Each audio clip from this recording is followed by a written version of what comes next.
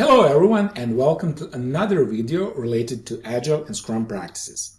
If this is your first time you've come to my channel, my name is Dan and I post reliable content about Agile and Scrum practices to help you learn, grow, do more and become more.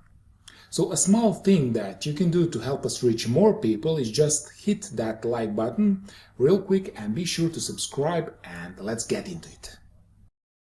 In this video we will talk about premature Scrum adaptation. Premature adaptation to Scrum is the SU stage, which often leads to the famous Scrum but situations. Scrum but means that Scrum has exposed a dysfunction that is contributing to the problem, but it's hard to fix. A Scrum but retains the problem while modifying Scrum to make it invisible so that the dysfunction is no longer a thorn in the side of the team.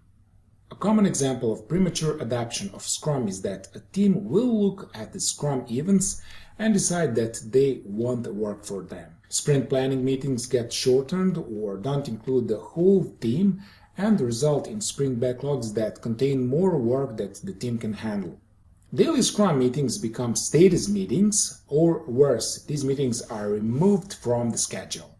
Sprint review and retrospective meetings are rushed or get skipped too. So you might have Scrum events with official names, but they are not following Scrum values. And this is a bad idea, as it will at best result in the team gaining no value from Scrum and at worst result in worse performance as they pretend or the hybrid approach adds unnecessary overhead. Now, the reason why this happens vary from organization to organization, but two factors almost always come into play.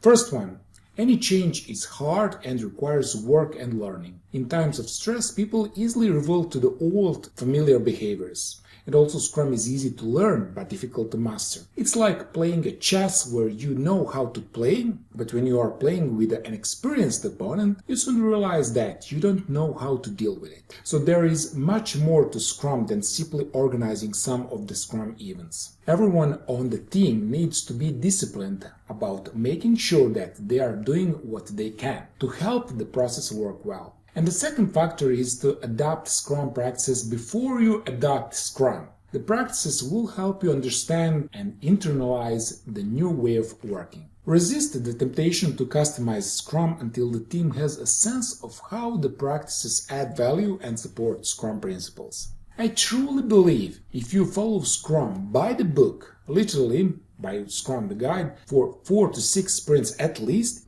you will be just fine and will be certain to allow the time to sprint retrospectives. Use retrospectives to explore how the process affects collaboration and delivery, and thus providing aha opportunity as people see the behavior that Scrum framework enables.